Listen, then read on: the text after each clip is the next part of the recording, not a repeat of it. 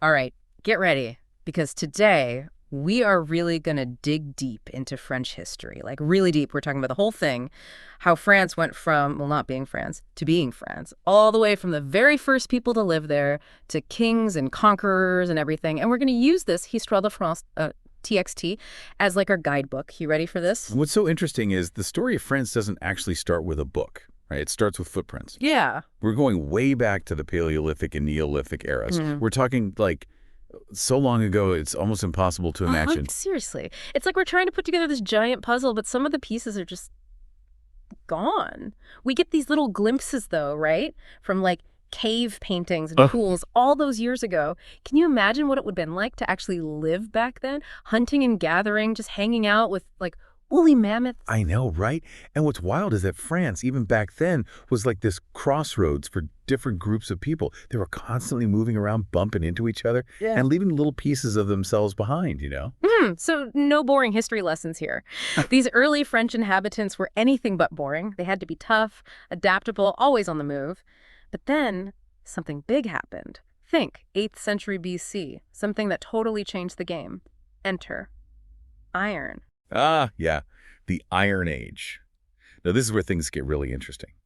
Iron wasn't just some new metal they found. It was like this massive technological revolution. Stronger weapons, better tools for everything. Warfare, farming, you name it. And for the Celts, you know, those chariot-riding warriors who made their way to Gaul. Well, iron was the key to their whole empire. Okay, chariot-riding warriors. Now you're speaking my language. But we've all heard of the Celts. What made them so different? What made them so special? So with iron, they could have this whole warrior aristocracy, like an elite class of soldiers, basically. And this is what's so cool. Even with this focus on fighting and war, their society was surprisingly, I guess you could say, fair, at least for the time. Women could be in charge. They even led tribes in battle. Whoa, hold on. That totally changes how we usually think about the past. Is there anything, like actual proof of this? Or is it mostly guesswork? Oh, we've got proof. Yeah. One of the coolest examples is this place in Vix, where they found a Celtic queen buried with, get this, her chariot. She was laid to rest in this massive bronze cauldron, surrounded by all kinds of riches. This wasn't just some random powerful woman. This was a queen who everyone clearly respected. A queen who was a huge deal in Celtic society. Buried with her chariot. That's an amazing story. Okay, but even with their cool chariots and powerful queens, the Celts couldn't last forever, right? And here come the Romans, right on cue. Those masters of organization and straight lines, seriously, they loved a good straight road. Exactly. By the 2nd century BC, the Romans had conquered Gaul. They brought with them Pax Romana, which was this long period of peace and prosperity. Well, mostly peaceful, I guess. Right. It's never really that simple. But the Romans left their mark on France, that's for sure. Absolutely. They were building cities left and right, cities like Lyon, which became super important for trade and culture. And of course, they brought their laws, their language, Latin ring a bell, and their love for engineering. We can thank them for aqueducts, amphitheaters, and those crazy straight roads. A lot of them are still around today. That's incredible. It's wild to think we can still see what the Romans did all these centuries later. But the Roman Empire wasn't invincible, was it? Even they couldn't last forever. Nope. By the 4th century AD, all these Germanic tribes were on the move. They were running from the Huns, looking for new places to live. And it put a ton of pressure on the Roman borders. It was like this chain reaction. And I bet some of those links in the chain were like the Visigoths, the Burgundians, and of course, the Franks, the OGs, the ones who basically gave France its name. Whenever I hear Franks, I think cloaks and daggers, power struggles, maybe a little bit of, pillaging thrown in for good measure. Am I close? Haha, you're not wrong. That old time. They call it the barbarian invasions. And yeah, it was definitely a time of huge upheaval and violence, a real clash of cultures, you could say.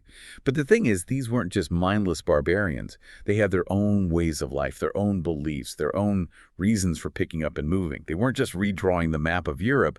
They were changing what it actually meant to live there. And that's really where the Franks come in, right? Specifically, this group called the Salian Franks. They were all about strategy, and they had this leader, Clovis. Clovis. Now, that's a name that just screams king, am I right? But seriously, what made him so different from all the other guys fighting for power back then? Well, Clovis was a smart strategist, that's for sure. But his real genius was understanding that to really gain power, you need allies, powerful allies. And the biggest ally around, the Catholic Church. So in 496 AD, he converted to Christianity. And that, my friend, changed everything. Okay, so he joins the popular club. Smart move politically, I get it. But how did that actually help him? Oh, it was brilliant. Think about it. Number one, it got the Gallo-Roman people on his side. They were already Christian, so he's one of them now. Number two, he's got the church on his side, a very powerful friend to have. And three, it helped him finally bring all the Frankish tribes together under one belief system. Talk about a power move. So Clovis, the warrior king, realized that winning battles wasn't enough. To really rule, you needed people to believe in you, not just fear you. Exactly. And that's how the Merovingian dynasty was born, named after his grandfather, Merovech. They ruled for around 2 centuries, and they're the ones who laid the groundwork for what would eventually become France. Eventually being the key word. I mean, when I think of the Merovingians, I think Game of Thrones, but like in real life. You're not far off. They were famous for, shall we say, enjoying the good life. Palaces, riches, you name it. And of course, there was always a good old-fashioned power struggle going on. Okay, you can't just say power struggle and leave it at that. Give me the details. What kind of drama are we talking about here? Oh, you know, the classics. Heirs fighting over who gets to be king, sneaky advisors whispering in people's ears, queens calling the shots from behind the scenes. It was a wild time. And over time, the Merovingian kings, who started out as these strong warrior types, they got a little too comfortable. They became known as the do-nothing kings because they let their advisors handle everything, especially these guys called the mayors of the palace. Wait, mayors of the palace? They're not actually out there fixing potholes and stuff? Not exactly. These were nobles, powerful guys, and they pretty much ran the show. And then one of these mayors, Pepin the Short, decided enough is enough. Oh, I love where this is going. Right. In 751 AD, Pepin, with a little help from his friends in the church, he kicks out the last Merovingian king and crowns himself the new king of the Franks. And that's how the Carolingian dynasty was born. Talk about a hostile takeover. And when we say Carolingian, I bet one name pops into everyone's head. Charlemagne. Charlemagne. Yeah. Charles the Great. He's probably the most famous Frankish king of all, Yeah. and for good reason. He was incredible on the battlefield, a savvy politician, and a huge supporter of art and learning. He was like the original Renaissance man, centuries ahead of his time. Absolutely. Charlemagne expanded the kingdom like crazy, conquering land that we now know as France, Germany, Italy. He was everywhere. He reformed the legal system, made sure everyone was using the same measurements, very important, and even tried to bring back Latin. So basically a one-man empire builder and a cultural icon. You got it. Charlemagne's reign was a high point. He brought stability, he brought prosperity, he brought back that sense of unity. But even empires built by guys like Charlemagne, they don't last forever, right? There's always something or someone, like those Vikings we were talking about earlier. Yeah, the Vikings. They were a constant problem for the Carolingians. Yeah. They'd show up in their long ships, raid coastal towns, sail up rivers, just causing chaos everywhere they went. I can only imagine how scary that would have been. Those Viking ships appearing on the horizon. It was terrifying. And the Carolingian Empire, which, let's be honest, was already starting to weaken from within, couldn't fight them off. And when Charlemagne died in 814, well, his sons split the empire between them, which, as you can imagine, didn't really help things. It just made everything more divided and unstable, and that's the perfect recipe for, well, more power struggles. A classic tale as old as time. A great empire, weakened from within and under attack from outside. It's like history can't resist a good power vacuum. It really can't. And out of all this chaos, a new dynasty emerges. The Capetians. They're the ones who finally officially established the Kingdom of France as we know it today. We'll get into that in just a bit. So we've got Vikings running wild, the Carolingian Empire barely holding on. It's like France is stuck in this endless loop of invasion, chaos, start again. How do we get from there to the France we know today? The land of art and culture, and amazing food, of course. We'll get there. But yeah, it was a long and complicated journey. You know those Viking raids we were talking about? Well, they actually play a pretty important role in what happens next. Hold on, seriously. I thought Vikings were all about causing mayhem and, well, raiding. Oh, they were good at that, don't get me wrong. But they were also surprisingly practical. So picture this. It's 911 AD. Charles the Simple, and trust me, he makes this deal with the Viking leader named Rollo. It's called the Treaty of Saint-Clair-sur-Epte. Big name, I know. Basically, Charles just hands over a big chunk of northern France to the Vikings. I mean, he just gave away part of France to the Vikings. Pretty much. But it was a smart move, believe it or not. It accomplished a few things. First, no more Viking raids, at least not from Rollo and his crew.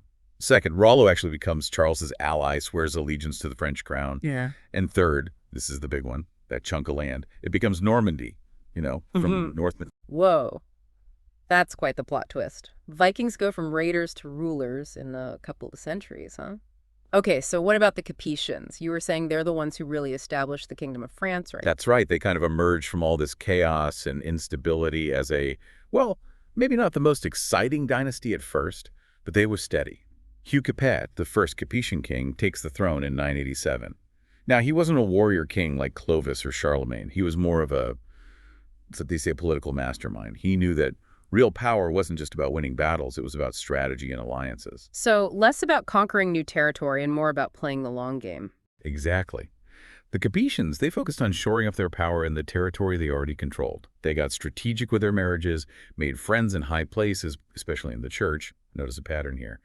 And slowly but surely, they started to expand the royal domain, that's the land directly controlled by the king. Just slow and steady wins the race, right? But I'm guessing it wasn't all smooth sailing. We're talking about the Middle Ages here, right? Yeah. Knights, castles, feudalism, all that fun stuff. Right, you are. Feudalism was like the operating system of medieval Europe, and France was right in the thick of it. Imagine this system where everyone owes something to someone else. The king's at the top, obviously, but his power depends on all these nobles, his vassals. And these vassals, they've got their own land, their own armies. They basically do whatever they want. So even though there's a king, he's not really calling all the shots. I can see how that would cause some tension. Oh, absolutely. The Capetians were always trying to increase their power, centralize control, and the nobles. Well, they weren't always thrilled about that. It was basically this constant power struggle. And just to make things even more interesting, you throw in one of the most famous conflicts in history, the 100 Years' War, which, side note, very dramatic name. It really does have a ring to it, doesn't it? Yeah. And despite the name, it actually dragged on for 116 years, from 1337 to 1453. 116 years. That's Yeah. how many generations of people just living with constant war? What were they even fighting about for that long? It all boiled down to this. England and France, both vying for power and influence. The spark that ignited the whole thing was a disagreement over who should be king of France. The English king, Edward III, thought he had a claim to the throne, but underneath all that were these deeper issues that had been simmering for years. Trade disagreements, territorial disputes over this place called Gascony, and, the whole thing with English kings owning land in France. Not exactly a recipe for peace and harmony. More like a recipe for disaster. Exactly, and a disaster it was. Battles that seemed like they'd never end, cities under siege for years. And if that wasn't bad enough, right in the middle of it all, the Black Death. That plague that just wiped out a huge chunk of Europe's population. Oh yeah, the Black Death. Talk about adding insult to injury. It was horrific. But, and this is a big but, in the middle of all this darkness and despair, an incredible figure emerged on the French side. Joan of Arc. Joan of Arc. Yeah. The peasant girl who became a military leader, a national hero. Her story still feels unbelievable, even after all this time. She's one of those figures that just captures your imagination, right? This young, deeply religious woman who claimed to have visions from God telling her to save France. And somehow, she did. It's an incredible story, and it reminds us that even in the darkest of times, even amidst the chaos and uncertainty, there's always hope. There's always the possibility for courage, for change, for something truly extraordinary to emerge. And that, I think, is a fitting note to end our deep dive into French history. From its earliest beginnings to the 100 Years' War, it's a story of resilience, of transformation, and of the enduring human spirit. And who knows what incredible stories the future holds for France. We'll just have to wait and see. But until then, thanks for joining us on this deep dive into the past. See you next time.